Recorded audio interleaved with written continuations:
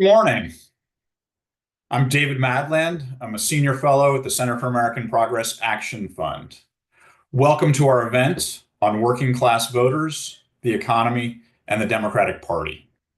In the 2024 election, economic issues were a primary concern for voters without a college degree, often known as the working class. And most of these working class voters supported Donald Trump, continuing a recent trend of these voters leaving the Democratic Party. The working class is much larger share of the country than those with college degrees. So this group is key to the political fortunes of any political party. And the working class, as a new CAP report released this week highlights, is different than the stereotypes. They work in a range of industries, especially services, and are more racially and ethnically diverse than college-educated Americans, and they're struggling economically. Why has the Democratic Party, the longtime home for working class voters, lost its base to the Republican Party? With us to discuss this question, we have an all-star panel of discussants and a keynote speech by Senator Sherrod Brown. Earlier this month, Senator Brown wrote a must-read op-ed in the New Republic on exactly this topic, and he's starting a new center called the Dignity of Work Institute. A native of Ohio, Senator Brown has been a longtime champion for workers from his days as a state representative onto the U.S. House and then as a three-term senator. He's been a champion for unions and fair trade and the child tax credit.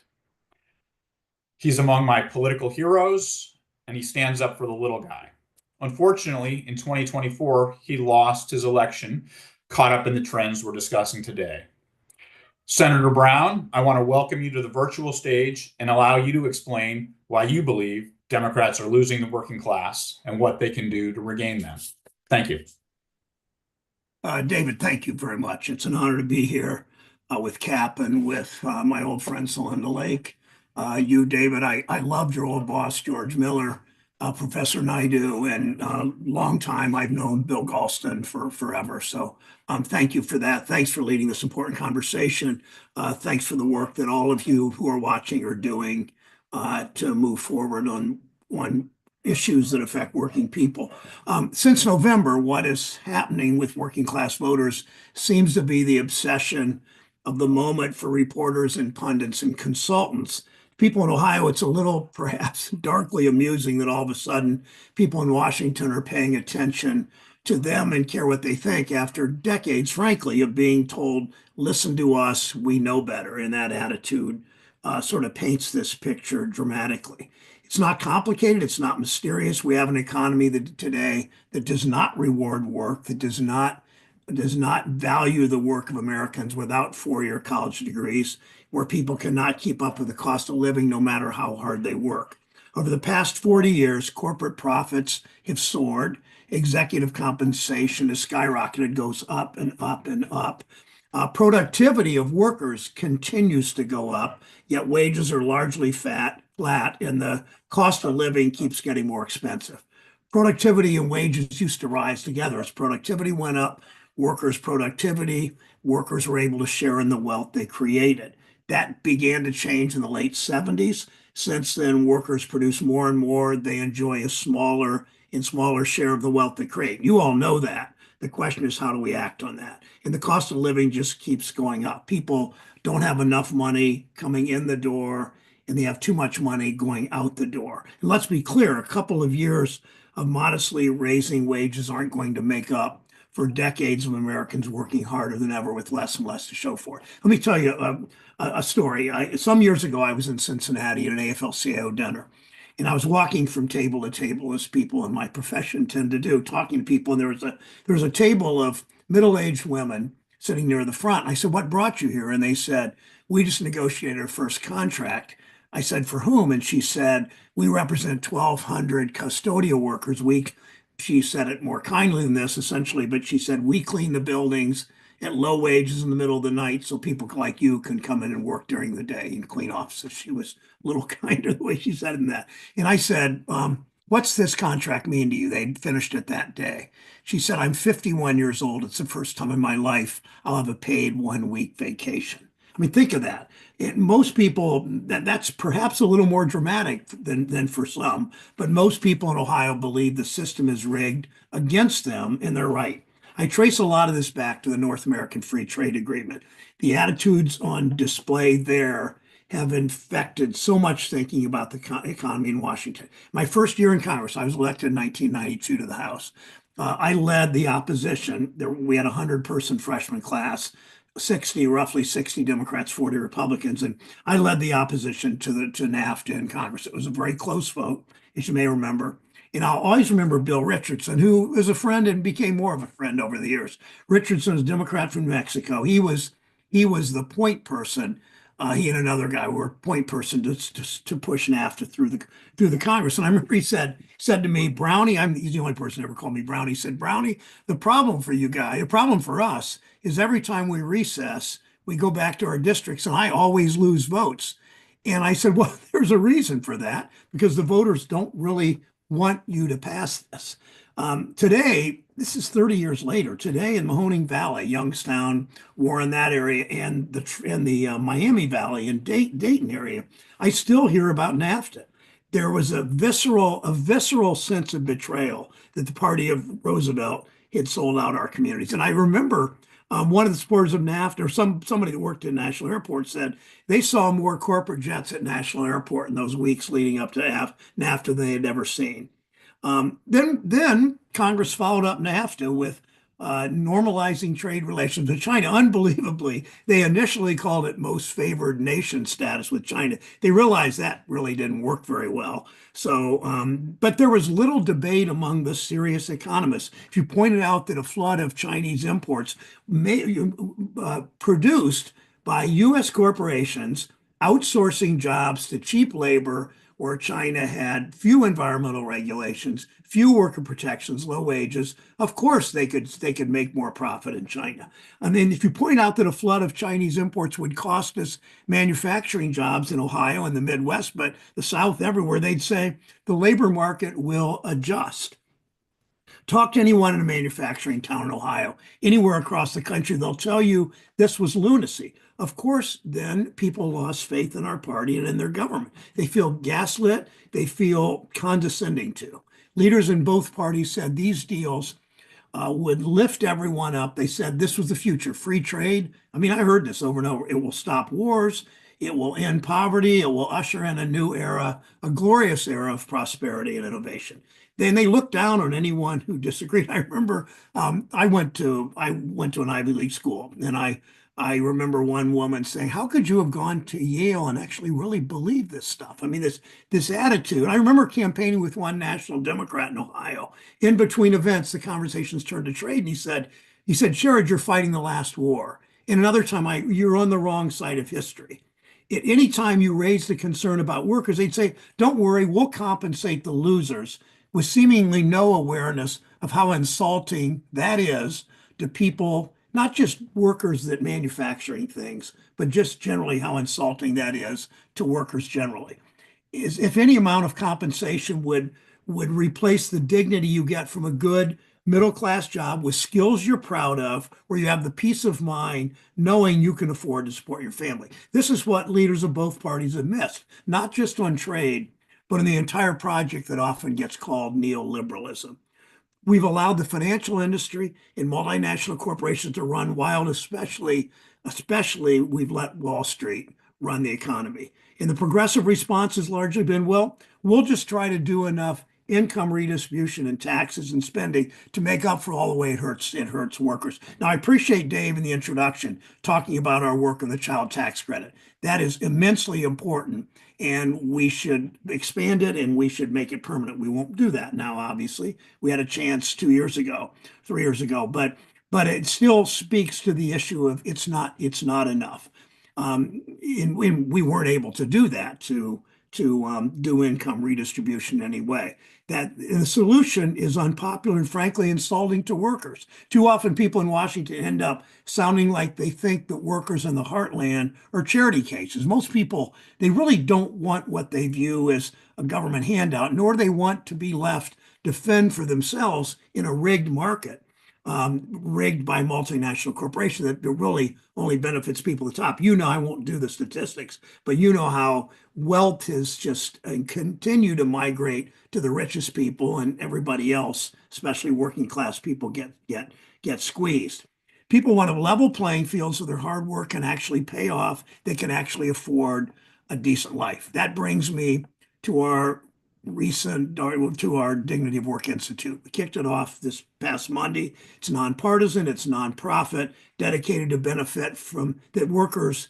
The workers should benefit from the wealth that they create. Never forget the wealth they create. To actually make workers the winner, not multinationals, not the rich, but to make workers the winners in our economy. Research will be a big part of our work. We began with a national survey asking Americans, more than 1,000 Americans. We oversampled African Americans and Latinos. We oversampled young voters. It's national. It's not political. My name's not in it. It wasn't anything like that. We asked workers about their jobs. We asked workers about their lives, how they view success, and the barriers they see in getting ahead. From this survey, it's so clear that the way people in Washington measure and talk about the economy is too shallow and fundamentally flawed. It doesn't reflect the reality of workers' lives. President after president like to brag about how great the economy is. They cite the unemployment rate coming down. They cite inflation coming down. All important, but these statistics don't tell even close to the whole story.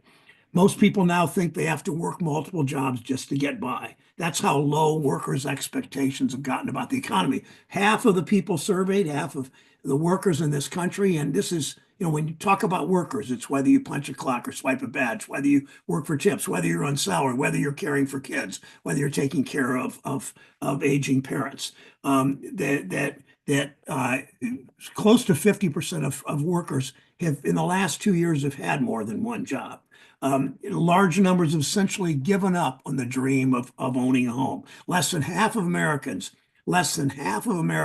say they could comfortably afford an unexpected $1,000 expense.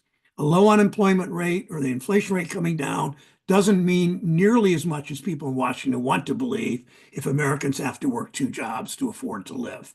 And when we talked last fall and over the last couple of years about the good signs in the economy, it just didn't reach so many people that see the economy in personal terms. So we shouldn't be surprised. People want fundamental change. We gave people a scale of 1 through 10. So Linda will know a lot about this, of course.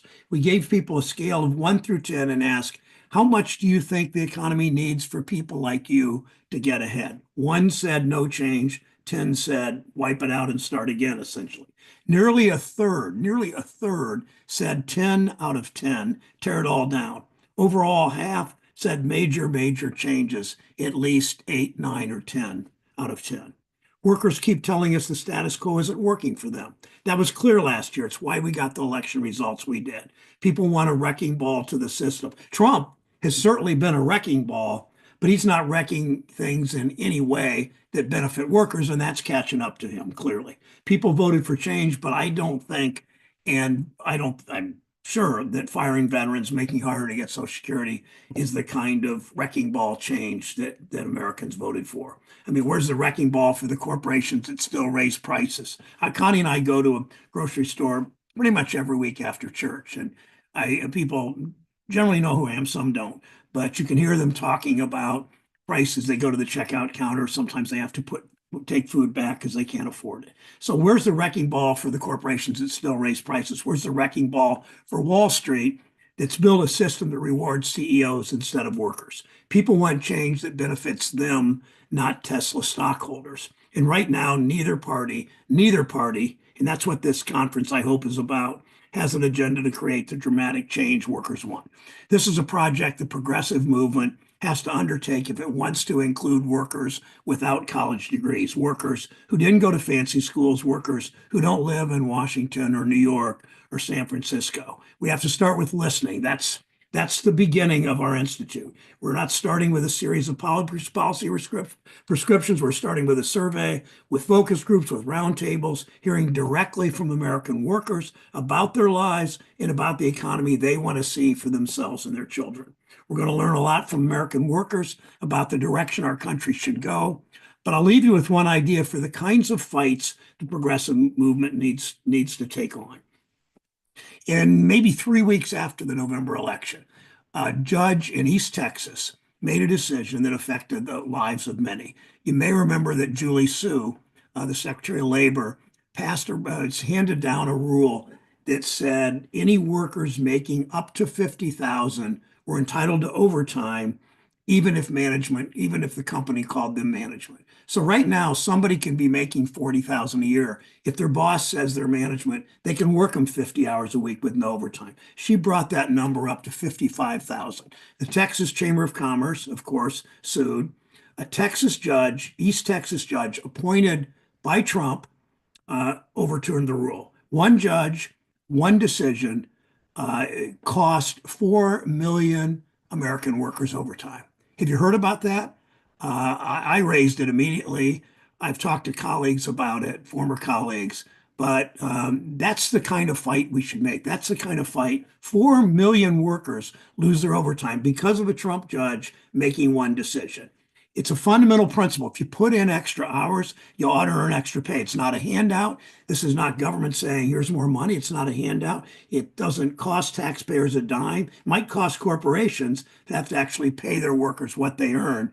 Probably the reason we haven't expanded overtime in decades. But it gets exactly what we heard so clearly from Americans, particularly in the open-ended questions in this survey.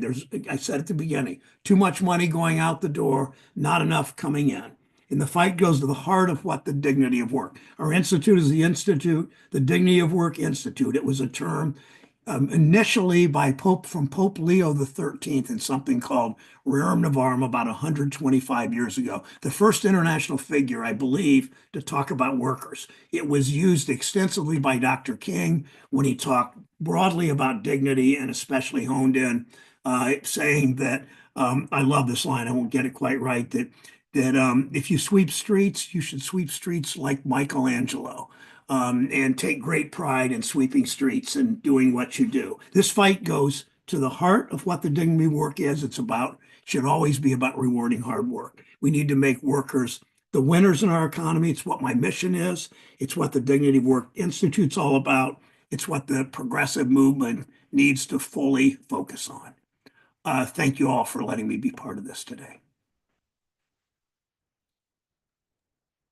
Thank you, Senator Brown, very much for the really thought-provoking introduction. I'm going to invite our panelists to turn on their cameras. With us to discuss Senator Brown's remarks, we have Celinda Lake, one of the Democratic Party's leading political strategists and a lead pollster for the 2020 Biden campaign.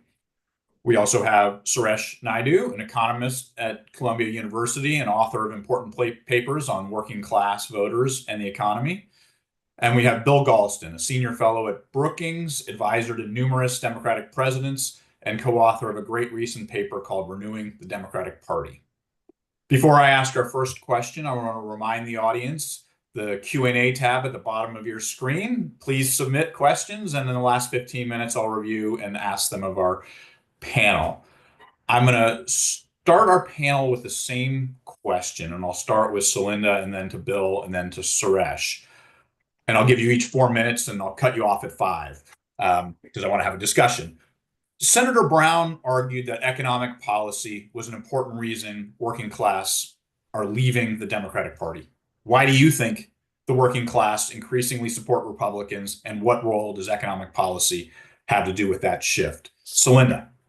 David, thank you so much for having me. And it is just so inspiring to hear Senator Brown. I hope someday President Brown, and you heard it here first. I think it couldn't be better said than the way he said it.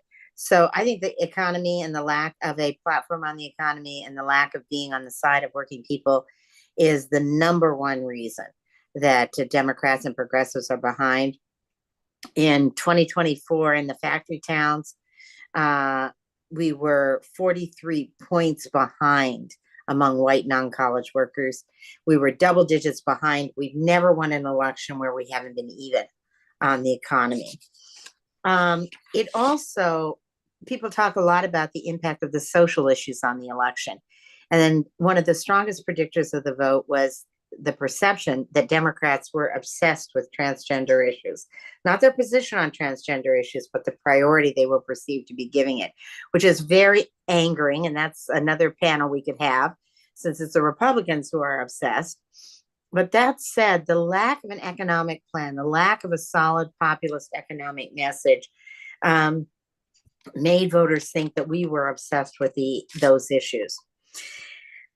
People have incredible hardships. Blue collar America has gone through hell and back. 2/3 of blue collar America have a major caregiving responsibility for an aging or sick relative. 63% have had to do multiple jobs to make ends meet. I'm from Montana, the second highest state, and people who have not 2 jobs, but 3 jobs to try to make ends meet. 49% say they've had to take on debt to make basic needs. And 45% say they have lost a job, which includes retirement and healthcare, that they didn't want to lose. The Democratic policy agenda, the progressive populist agenda that Senator Brown enunciated, is very popular. It's so popular, it's like core values. It's not even a debate.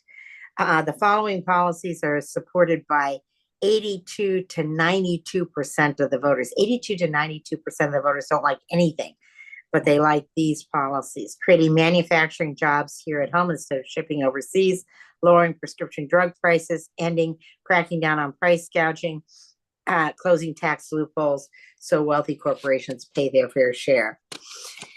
The interesting thing, and the last thing I'll say, is that a populist economic message like Senator Brown just issued not only beats the Republican economic message among blue collar voters, and it beats their message by 9 points, but it beats their cultural message. Our cultural message loses against their cultural message. Our economic message beats their cultural message, and it beats the Republican immigration and crime message by 8 points. The single biggest thing we need to do is create the kind of populist economic platform and positioning that you just heard Senator Brown give. Bill, your thoughts? Well, I may be the odd man out in this conversation. Here's the way I would tell the story. First of all, the drift of the working class away from the Democratic Party is nothing new. I know because I was there when it began in the late 1960s. And back then, the issues were not principally economic, right? Working class wages were still rising. Deindustrialization had not begun. And back then, the issues were things like patriotism, the debate over the Vietnam War, the rise of the counterculture, intense racial conflict during that period. The results of industrialization kicked in decades later, and by then, substantial portions of especially the white working class had already left the Democratic Party. Alarm bells rang loud after 2024 because of alarming signs that this erosion of working class support for the Democratic Party had spread well beyond the white working class to include Hispanics and African American men as well. And people began noticing that the fundamental axis of division in American politics was class defined by educational attainment more than income. So, the plumber making $90,000 a year was more likely, to be inclined in favor of Republicans than the social worker making $45,000 a year. Education was the principal dividing line. Why the shift in 2024? Well, inflation and Hispanics, whom I've drilled down to study intensely, are especially sensitive on the inflation issue.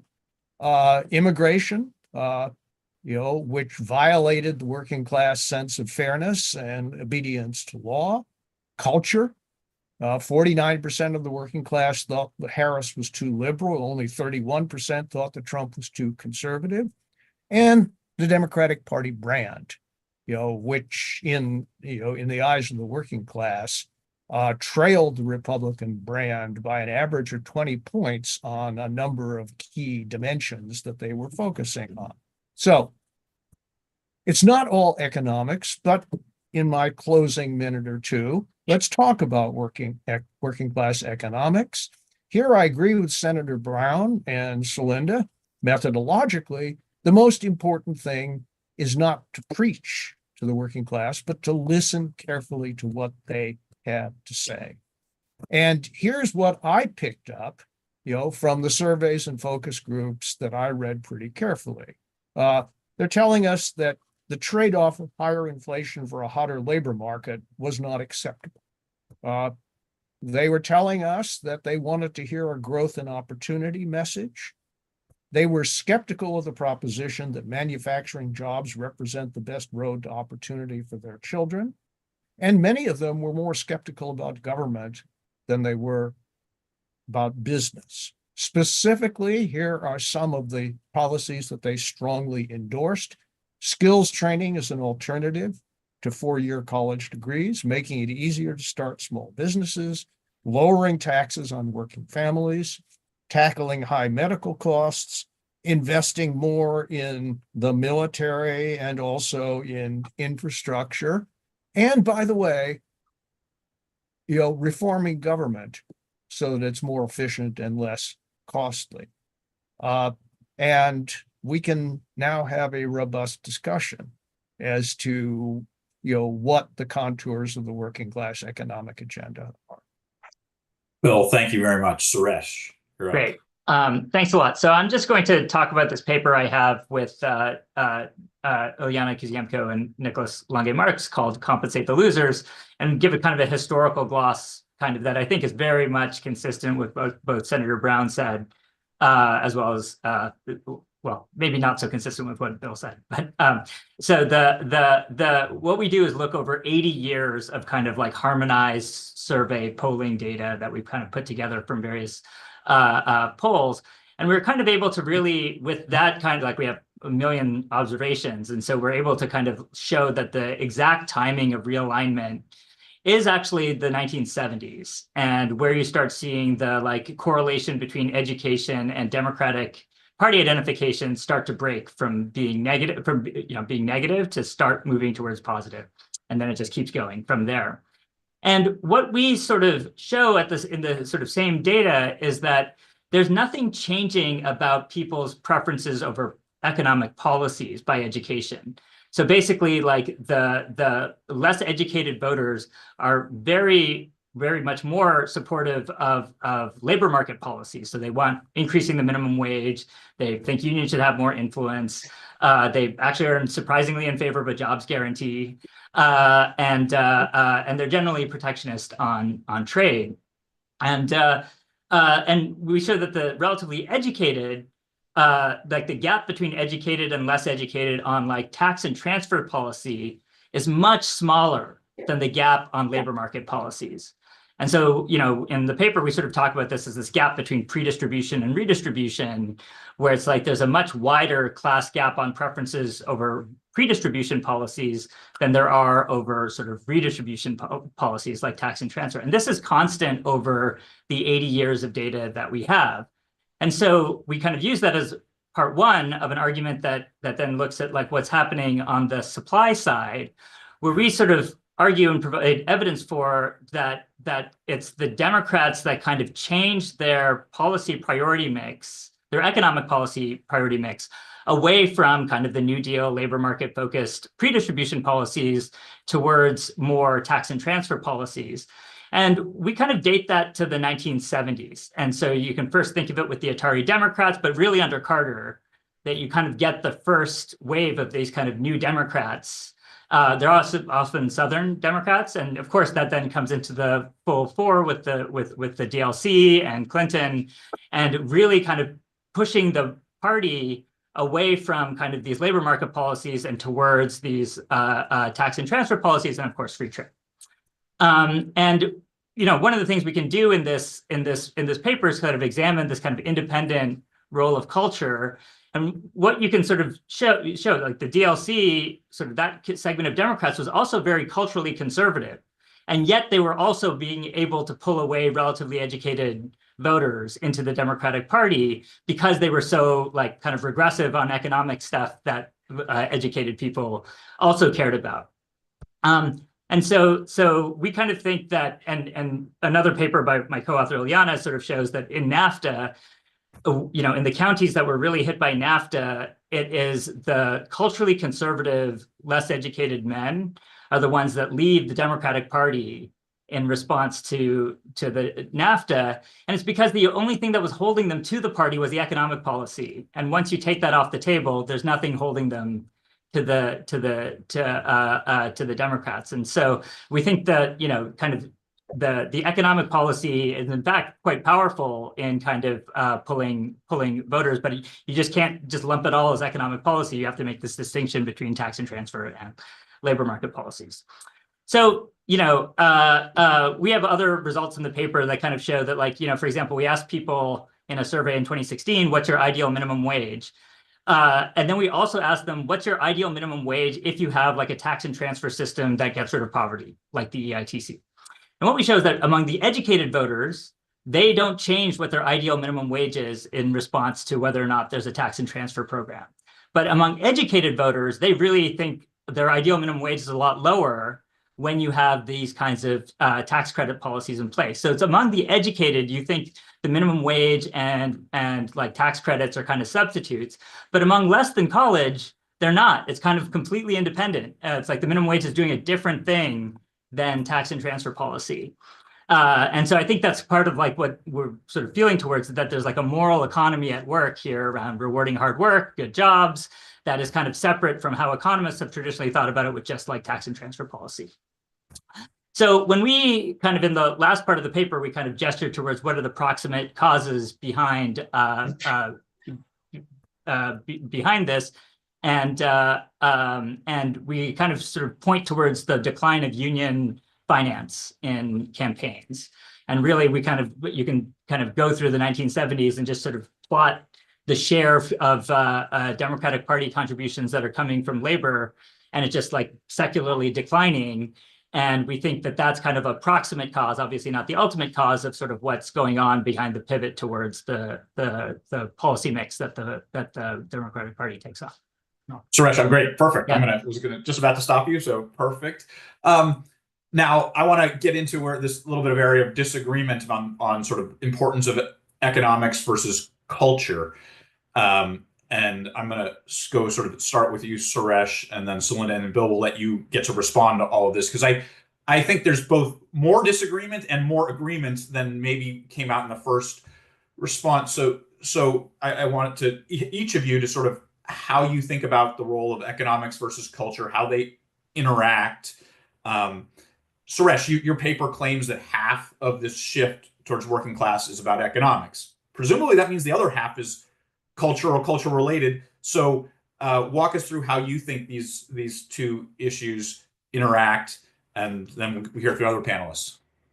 Yeah, so I think, we're a very historical focused argument. And I think there can be different forces being important in different periods. So I think the economic stuff does matter in the 70s and 80s, but I think there's other work that sort of suggests that since the 2000s, it actually is much more of the cultural stuff that's mattering. But again, that's not anybody's taste changing. It's the parties changing their mix of what's on offer, and that kind of reacting to demand. And so my other collaborator, my student, Nicholas Lange-Marx, has a paper sort of showing that, I think very convincingly, that actually the Democratic Party moved left on both culture and the economy over the last 20 years, and that's the recent period. And actually, the moving hard, very far, much more on the left on culture than on the economy, and that's what's costing them working class voters. But in fact, like the fact that they moved left on the economy has actually saved them from doing even worse. And so they're able to kind of salvage their votes, partly because they have gotten more left wing on the economy, even while they're also getting more left wing on culture. Great. Selena. Well, I guess I do strongly disagree, Bill, with you. So I think and Suresh, I think some of your data is showing this as well. The problem for the Democrats is, and I think referring to this as the economy is really referring to it in conservative Republican terms and business oriented terms. We should be talking about the life of working families. We should be talking about the kinds of things that Sherrod Brown was talking about, the dignity of work, what work pays, what portion of that work you get and profit you get to take home, what the cost of living is. And it is the failure to have any kind of democratic economic policy. When we did focus groups right after the election, everybody could name Trump's economic policies. I didn't necessarily believe in them, but everybody could name them. Half of the people said, I don't know what democratic economics is. I don't know what Harris's economic plan was. I don't know what would be different from what Biden did. And Biden did a lot on the economy, but never got credit for it. That's a whole nother story about communication. When you ask people their problems, and we just asked it in conservative states, we just released today a poll in Texas. 37% of voters in Texas said that the number one priority they had for their elected officials was affordability and wages. 27% said the number one priority they had was education, and that's because they think that education is a major driver for doing better economically, including job skill training, as both Suresh and Bill mentioned. And not vouchers. They actually opposed the governor's voucher initiative. 1% said their top priority was any kind of DEI, transgender issue. The abortion issue I would put as a separate issue. So the point of the matter is, in the absence of an economic plan, in the absence of delivering on economic well-being for working people, why would the Democrats think they were going to get any blue-collar support? And as voters said in our focus groups repeatedly, at least I got an $1,800 check signed by Donald Trump. The most important thing for Democrats is to lay out an aggressive agenda that includes unionization, better wages, solid benefits, secure retirement.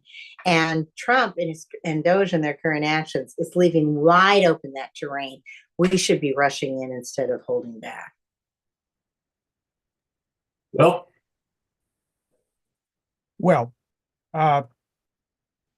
first of all, this is exactly the kind of conversation the party should be having. And I very much hope that conversations of this kind spill over into the Democratic presidential primary so that we can actually listen to competing versions of what the future for the Democratic Party ought to be. And I very much hope that candidates emerge who can articulately argue for the case that Celinda just made. And I very much hope that equally articulate candidates emerge who can really lay out the case for a somewhat different agenda. And I have no quarrel with the general proposition that in the absence of a compelling economic message, then the cultural issues will emerge with even more force than they would otherwise. That's not a point of contestation. And I don't argue with Celinda that the absence of an answer to the question of what the Harris economic message was, other than more of the same, cost her dearly. So let's focus on the real areas of disagreement or disagreeing interpretation. But I do, however, I have a problem with the proposition that Professor Naidu laid out. And let me describe it very simply. The logical conclusion of your analysis would have been that Bill Clinton should have done worse among working class voters than the Democrats who preceded him. But that's not true.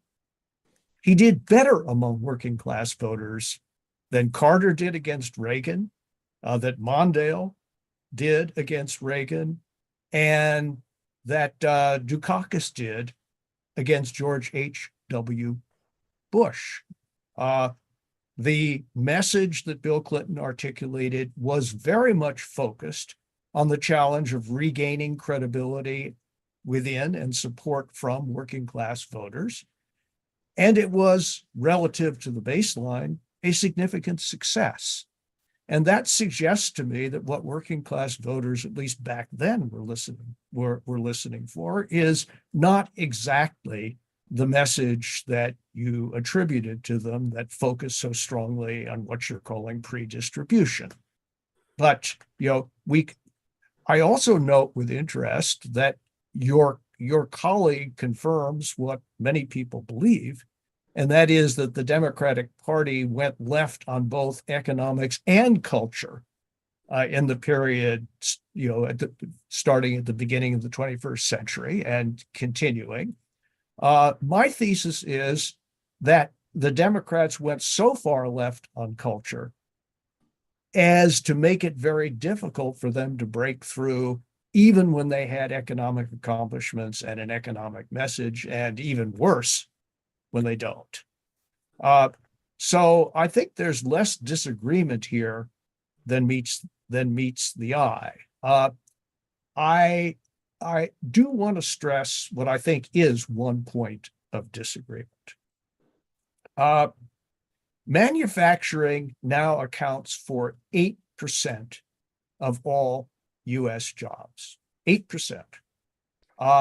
And services have boomed. Many of those service jobs are not good jobs, but in the surveys that I'm paying attention to, working class folks understand that although a manufacturing revival would be a good thing, they do not think that represents the most likely path of opportunity and success for their kids. They just don't, and reasonably so, because even with a big manufacturing revival, the bulk of the jobs are going to be elsewhere. That's just a fact. And it's as though somebody recommended the return of agricultural employment as the basis of prosperity in the 21st century. It's not going to happen.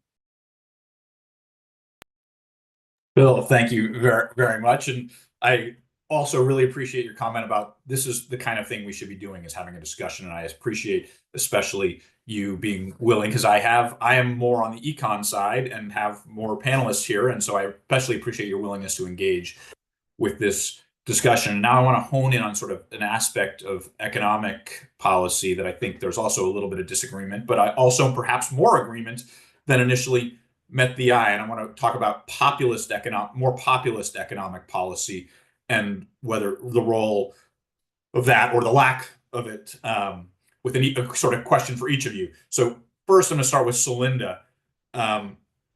You sort of mentioned this in your in your answer. Your question is that, so some are arguing that Democrats can win by being more economically populist, including you, but the Biden administration shifted definitely in that direction. So is it that the Democrats have got the platform wrong? Is it they don't actually enact the policies, that they don't communicate them right? What do you think?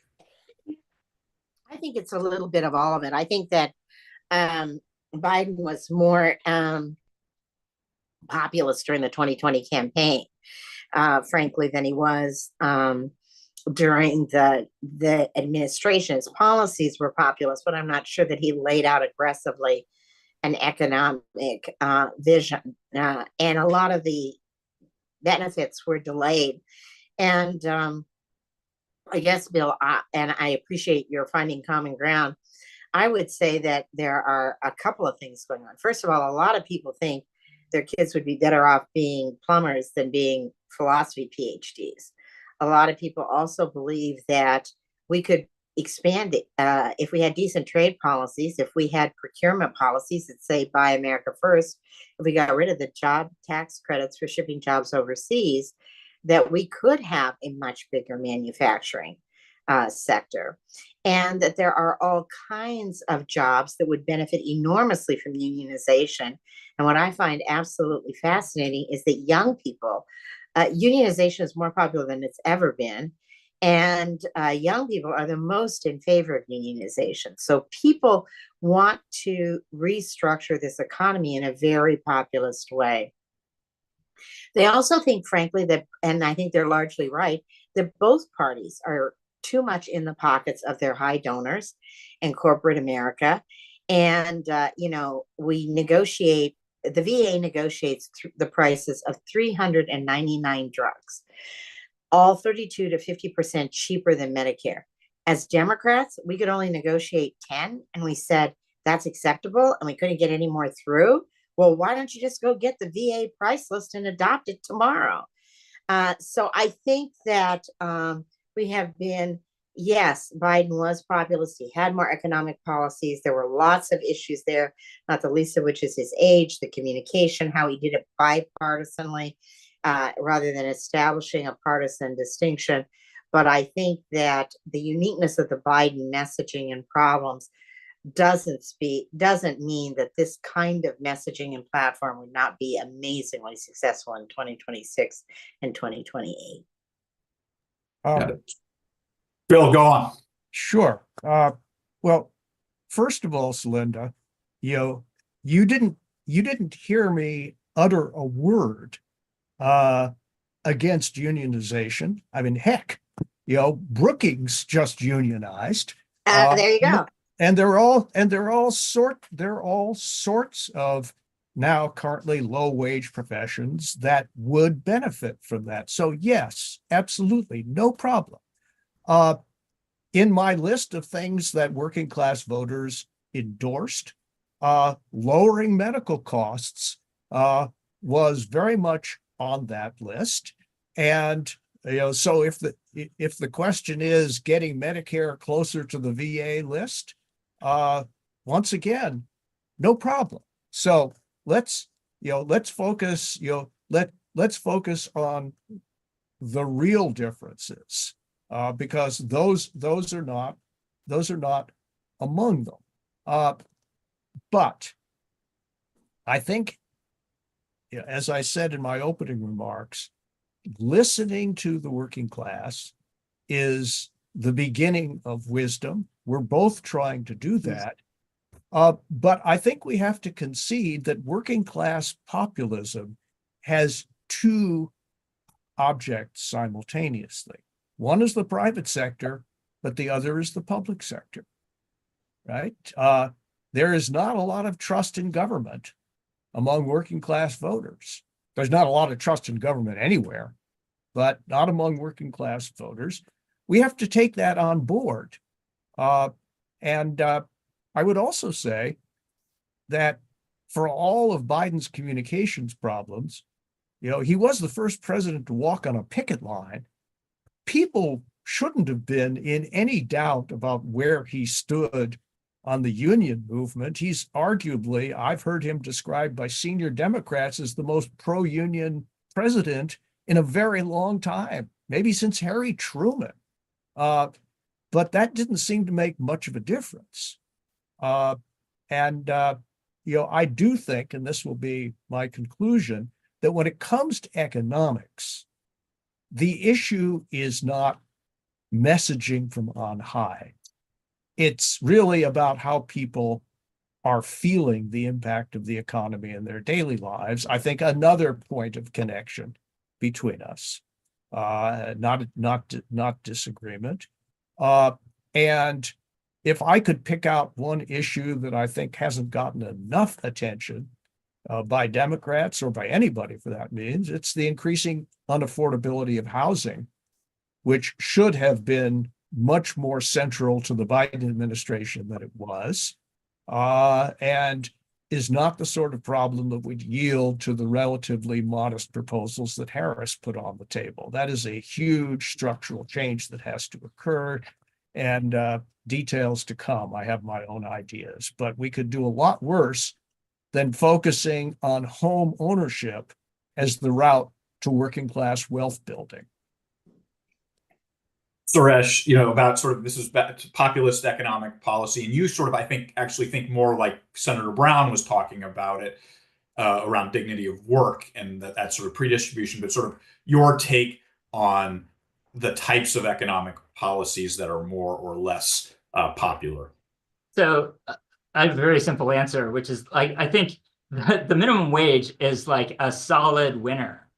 I think it wins in red states. It wins like, the federal minimum wage has still not been increased in a very long time. And I think it also like signals a commitment to this like worker stuff in a way that actually it's even harder for the union stuff to do it because union density is so low. The pro-union element, I think, doesn't resonate nearly as much as I think the, like a sort of going gangbusters on the minimum wage, which was just not uttered by the Democratic Party in the presidential race. And so, and I think part of that is also, this is not on the economic policy, it's actually on the internal structure of the party and this like listening. I think it's also the case that like, there's nobody can look at the Democratic Party and think, wow, there's people like me at the table when the big decisions are being decided. And I think like unions used to provide that, where there was like somebody that was like had your back when important decisions were being made. But if you think of what Clinton's individually enormously popular, but the DLC is transforming the power base inside the party in a way that's like taking all of that kind of like direct representation of workers out of access to power, and then they lose that. Yes, Clinton is very popular, but then they lose the House for the first time in like 50 years right after that. And so I think that like, yes, you can win with this coalition at the national level, but it's not clear you're actually going to maintain the kind of solid Democratic majority that previous agenda did. And so you want to kind of like think about how does the party like reorganize its representation of interest inside of it, so that besides like a messaging problem or a policy problem, it's also like just kind of an organizationally different structure. And so that's more than I was asked about. So that's Great. Thank you. I just want to remind the audience, I'm going to ask your questions in just a minute. I got one last question for our panel, and I'm going to start with Suresh for a little bit of framing, and because you're the academic here, and then I'm going to get to Bill and Celinda to what to do about it. But I want to, if you could start with sort of, you've studied the working class views on the Democrats and Republicans over time and how they've changed. Frame up what that's been, and then Celinda and Bill, what should Democrats do? You both started to get into that in your last answers, but what should they be doing? So Suresh, what's happened to the working class views of the parties on economic issues? Yeah, so basically, like, forget about the educational grad. Like, people used to think that the Democrats were better for the economy, were like the Republicans were better for the economy, and then they started thinking the Democrats were better for the economy. And then the educational gap kind of flipped on that, where it's like now people with less education think the Democrats are worse for the economy, where at one point in pre-1970s they thought it was better. They thought the Democrats were better for the economy, and so that like. I think just view of who is good for the economy overall and who's good for me in the economy has flipped. And I think for all of the economic policy that the Biden administration tried to do, there's not really evidence that that's flipped very much recently.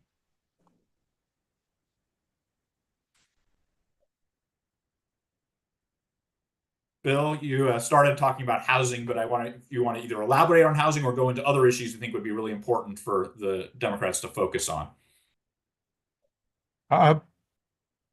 Well, let me just name, a few more.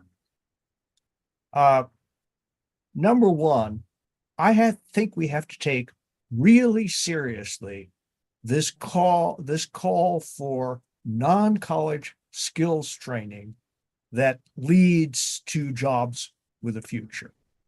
Yeah, people are interested in the minimum wage, but if you ask your average working class parents, do they want their kids to be in a situation where the minimum wage is what determines their futures?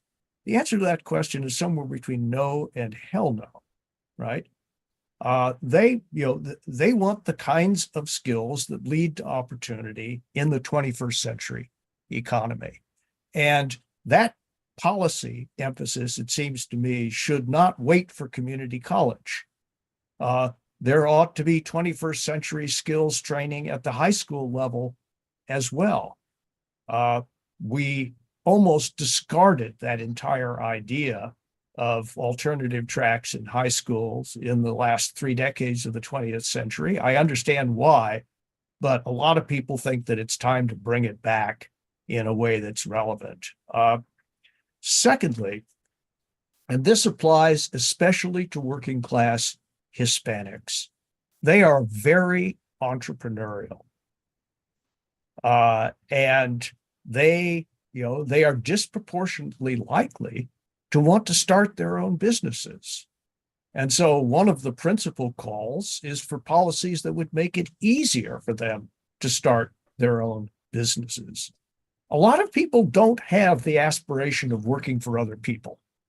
They'd like to work for themselves.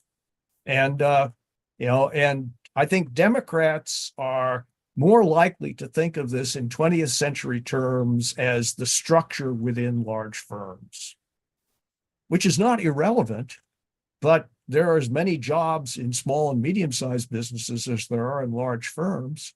And many working class folks aspire not to be workers, but to be their own bosses. And we ought to pay some attention to that too. So first of all, I think that Bill and Suresh's comments prove that we're not short of ideas and policies. We're short of articulating them. We're short of being specific, and we're short of fighting for them. I think that we should be engaged in proactive activation. Right now, we tend to be saying no, no, no, which makes it sound like we're for status quo and doesn't leave behind what our choice is. I heard Governor Beshear come into Montana and take on our governor there, and he laid out a vivid contrast. He said, these choices don't have to be like this. While your governor was laying off 130,000 families from Medicaid, I added 120,000 families to Medicaid without a tax increase. We should be using in 2026 the 36 governor's races that we have, because governors have to deliver. They have the platform in their states. All of them should be running on an economic plan. To win, they will have to have one. And it ought to include a lot of the specific policies that we're talking about. Secondly, we have to be really committed to unionization.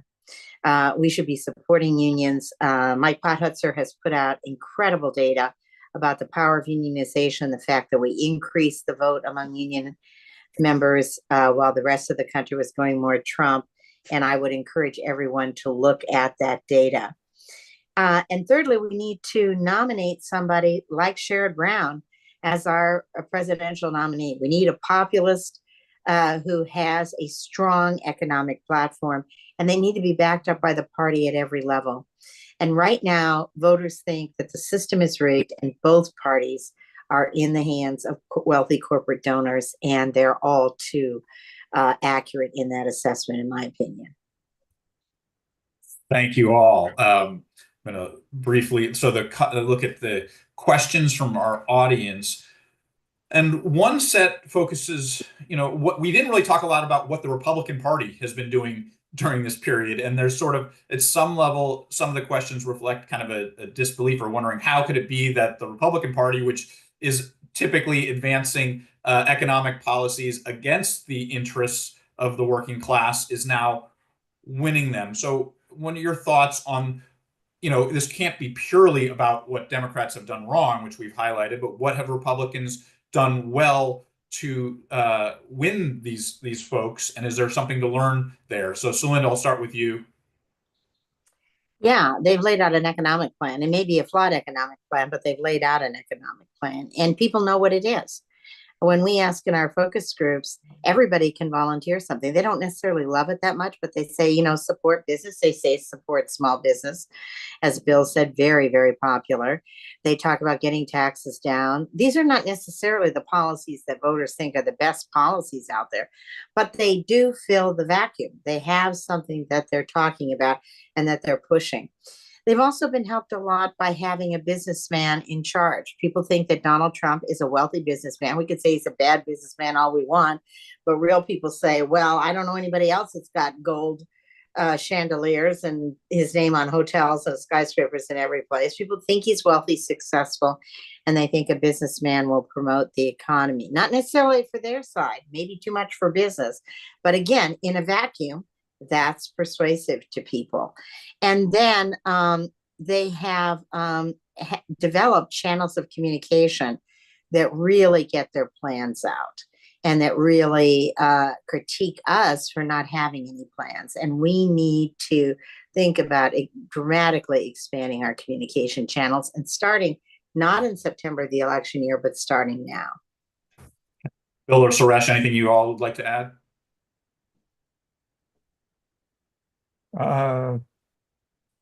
Let's let that stand. Great. I'm going to go to immigration, a topic that we didn't discuss at all. And wondering, that seems, polls show it was a high priority for a lot of voters. What role do you think it plays? Do you think of it as an economic issue? And what's the path forward on immigration? Okay, I'll take that one. It's both an economic issue and a cultural issue. And it was a major point of weakness for the Democrats in 2024.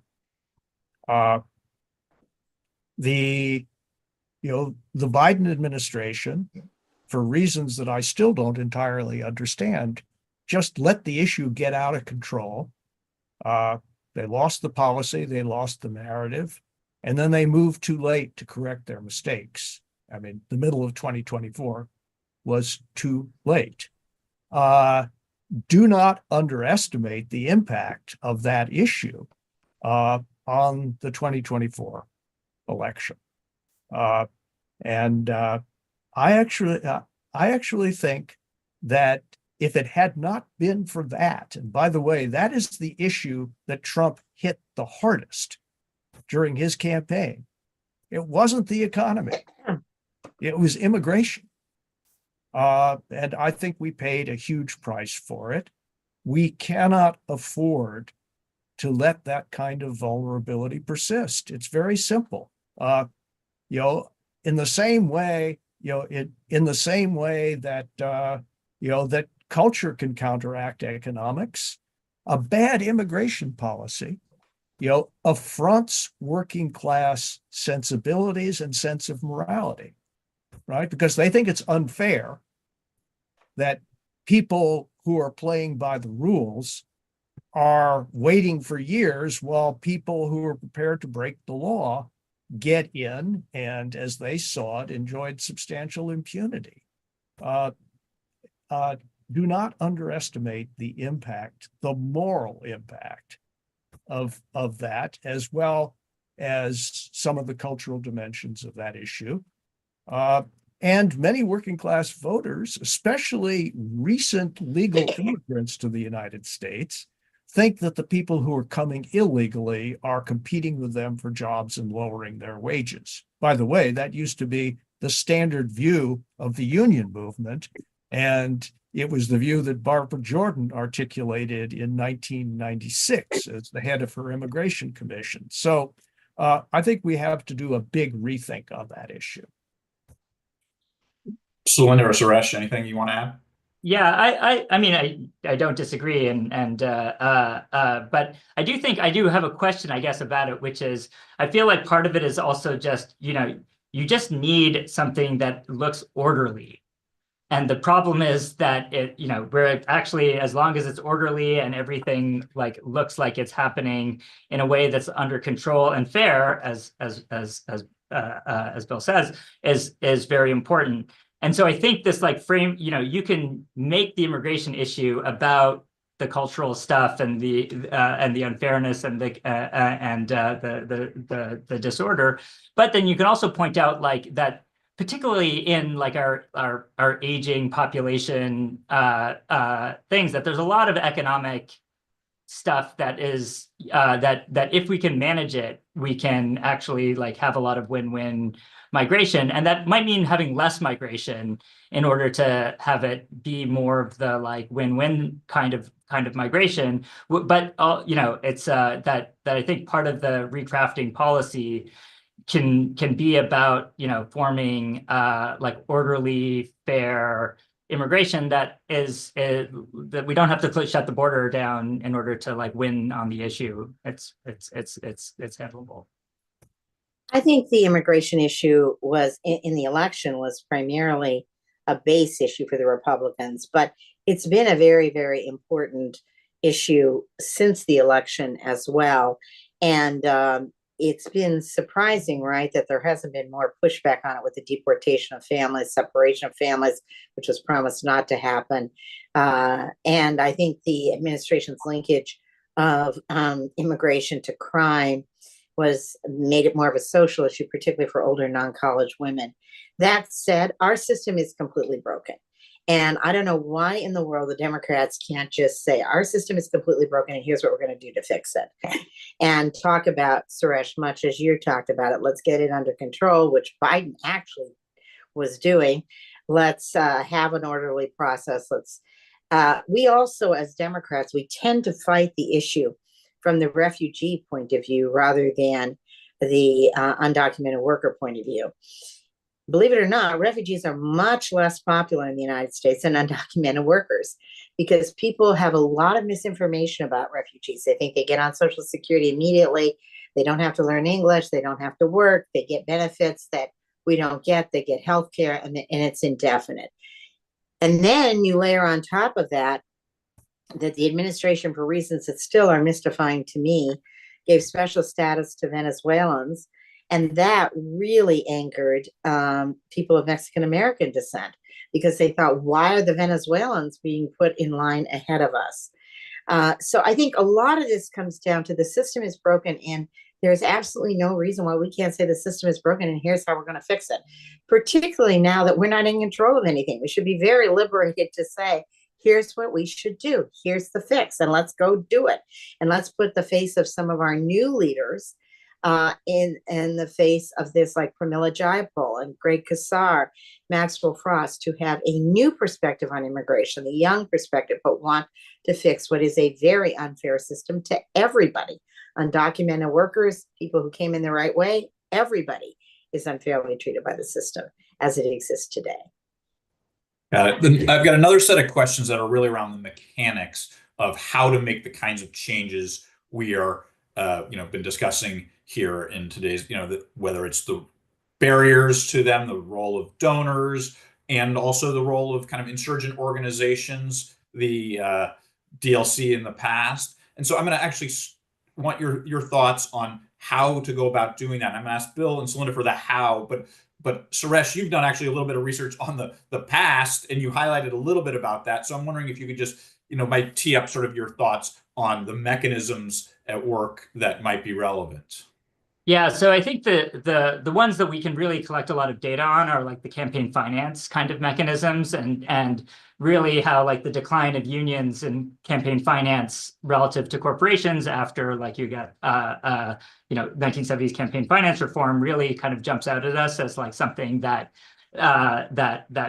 matters a lot. And what we can show in the paper is that actually the people that wind up taking up the slack as union finance declines are not just corporations, but also like well-educated out-of-district donors. And so it's like, people from out of the district that are relatively educated that start contributing money to PACs that drive both primary campaigns, and those are like DLC primary winners are like powered a lot by out of district donors and as well as in general elections. So I think there's like, we're in this world of big money elections, and that just means that this worker agenda faces a real uphill battle in terms of actually just generating the resources. And I will leave it to others that know better than me how to actually fix that. So, and I think that's a very real like obstacle to any of this. But the other thing that is less tangible or we don't have data on, I do think is like the internal representation of interests inside the party.